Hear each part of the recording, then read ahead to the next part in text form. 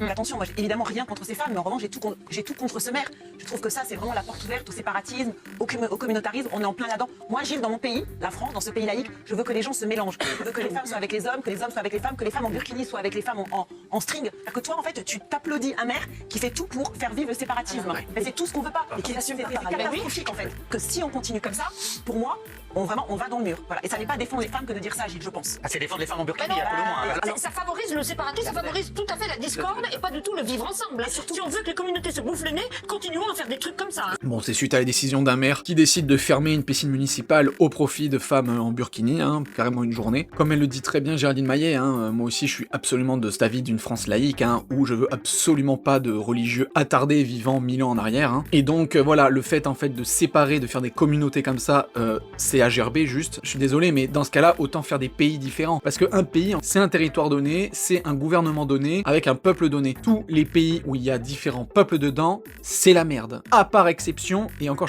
on peut pas parler de peuple, mais de langue, prendre la Suisse. Mais parce que la Suisse, ils sont pétés de thunes et qu'ils ont toujours eu une bonne situation. Quand t'as des riches, il y a jamais de problème. Mais sinon, dans n'importe quel autre pays du monde, si vous avez des peuples différents, avec des langues différentes, ça ne se passe jamais bien. Vous pouvez avoir n'importe quel pays d'Afrique, du Moyen-Orient, ça se passera jamais bien. Et donc voilà, je n'ai absolument pas envie d'avoir des pays où il y a la communauté communauté un tel. Alors là, on a le droit de faire ça, là, on n'a pas le droit de faire ça. Ça va faire que diviser les gens, et en fin de compte, ça ne les unira pas. Donc faire un pays unique avec des gens qui ne s'écoutent pas, se parlent pas, se comprennent pas, c'est même pas la peine en fait. Donc absolument contre d'avoir fermé une piscine pour des meufs en burkini, quoi. Surtout Gilles, le maire ne dit pas la vérité. Voilà. Il dit qu'il ferme pour des raisons d'hygiène. Donc l'hygiène, c'est pas un problème pour accueillir ces femmes-là. Pardon, mais pays monde, donc rien ne va. Rien ne va. Évidemment, ce n'est pas acceptable. Très clairement. On a un principe, ça a été très bien rappelé dans notre pays, c'est d'abord la mixité.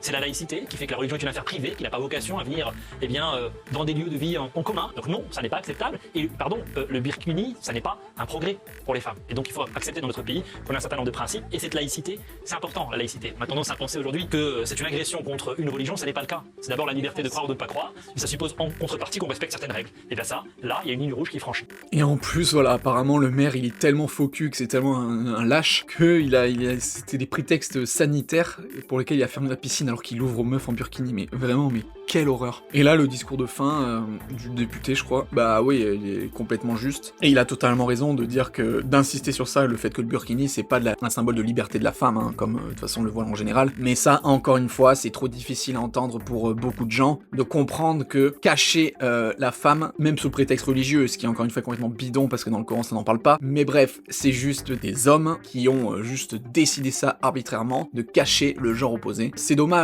que tous les gens qui sont pour, ou pire, qui défendent le fait de le porter, ne comprennent pas ça, ou alors sont juste des agents de discrimination envers les femmes. Et donc, en France, on a évolué sur la situation de la femme, et comme beaucoup, on n'a pas envie d'avoir ça.